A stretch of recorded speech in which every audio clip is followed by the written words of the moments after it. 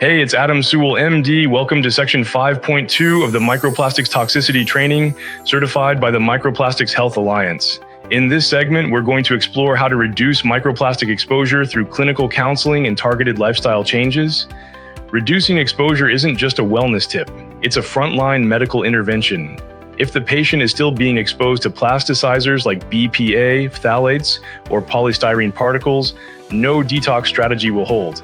This is the environmental medicine equivalent of controlling blood sugar before starting wound healing therapy. Without exposure control, you're just mopping the floor with the faucet still running. Part 1. The clinical importance of exposure reduction. So why does reducing exposure matter so much?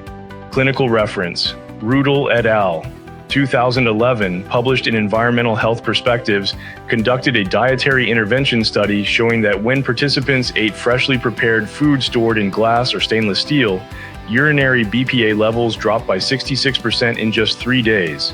Martin et al., 2022, Environment International. Lifestyle interventions to reduce endocrine-disrupting phthalate and phenol exposures among reproductive age men and women. A review and future steps. That's how sensitive our physiology is to exposure reduction. This means that within days, our patients can start reversing the biochemical load of microplastic-derived chemicals, if we teach them how. Part 2, the 5 Ps exposure counseling model. To simplify counseling, I use what I call the 5 Ps exposure model. These cover the 5 major microplastic entry points in a modern lifestyle: plastic use, packaging, personal care, potables, and profession. 1. Plastic use, kitchen habits. Start here, ask patients, do you microwave food in plastic? Do you eat hot food out of plastic containers? Intervention, replace plastic containers with glass, ceramic, or stainless steel. Never microwave plastic, even if labeled BPA-free. Why? Heat accelerates the breakdown of polymers and the leaching of plasticizers into food. Reference, Cao and Corriveau, 2008, Journal of Agricultural and Food Chemistry.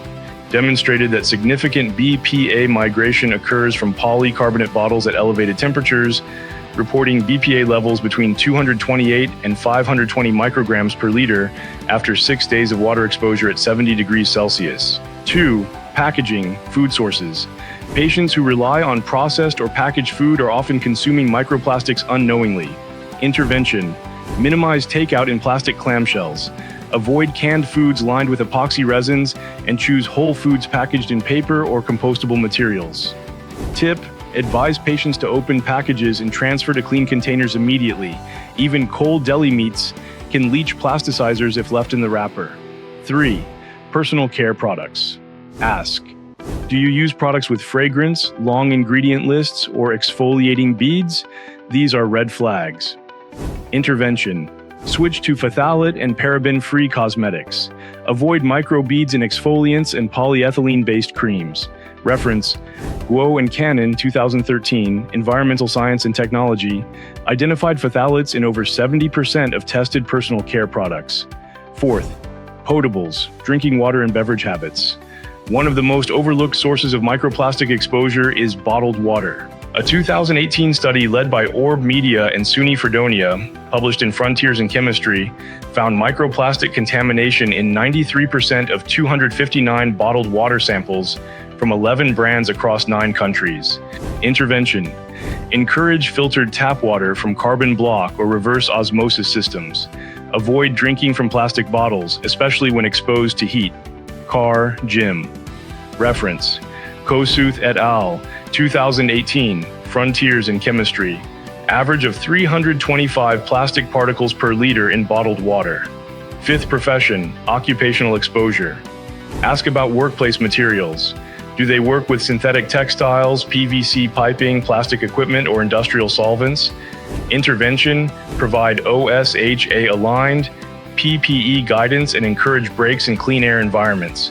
Educate patients on passive plastic exposure through inhalation of indoor dust and microfibers. Part 3, implementing change, how to coach without overwhelm. It's easy for patients to feel overwhelmed. That's why we sequence changes based on their MHA exposure risk score. Here's the suggested rollout. Phase 1, critical leaks, week 1 to 2. Eliminate microwaving in plastic, switch to glass or stainless steel bottles, cut back on takeout and packaged foods. Phase 2, daily habits, weeks 3 to 4. Transition cosmetics and lotions, begin filtered water, replace plastic food wrap. Phase 3, environmental audit, weeks 5 to 8. Review workplace exposures, dust frequently and use HEPA filtration, audit cookware, children's toys, cleaning products. This stepwise implementation increases compliance and avoids detox whiplash. Even patients with brain fog or fatigue can make these changes when properly supported. Part 4, using the MHA toolkit for monitoring. The MHA platform provides downloadable checklists and an exposure reduction scorecard. After patients complete the clinical screening tool, you can generate a PDF that lists top exposure risks. This allows you to track compliance during follow-up visits and rescreen every 30 to 90 days. Suggested tools: exposure reduction action plan, customizable per patient. Printable yes or no worksheet for kitchen, bath, and personal care. Digital tracker inside MHA provider dashboard. Part 5, measurable outcomes from exposure reduction. Expected clinical improvements, week 1 to 2, GI relief, headache frequency decreases, bowel regularity increases. Week 3 to 6, improved cognition, mood stabilization, hormonal regulation. Week 6 to 12, weight normalization, energy increases, sleep restoration. Lab-based improvements, Rudel et al., 2011, Environmental Health Perspectives, demonstrated that urinary BPA levels dropped by approximately 66% within just 3 days when participants consumed freshly prepared foods stored in glass or stainless steel, avoiding all canned and plastic packaged products. Meeker et al., 2009, J. Androl, found that higher urinary levels of DHP metabolites, especially MEHP and mono-2-ethylhexyl phthalate percent, were associated with significant decreases in serum testosterone and estradiol, a lower free androgen index, elevated SHBG, and a higher testosterone to estradiol ratio in adult men. To summarize, exposure reduction is the first and most essential intervention in microplastic detoxification. You don't need expensive testing or advanced protocols to make a profound difference in your patients' lives.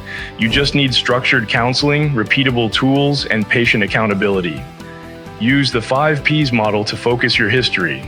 Use MHA resources to personalize your plan. And always remember, microplastic detox starts at the dinner table, not in the lab. In the next section, we'll dive into gut and liver protocols, how to repair mucosal damage, enhance bile clearance, and reverse inflammation from the inside out. I'll see you in section 5.3.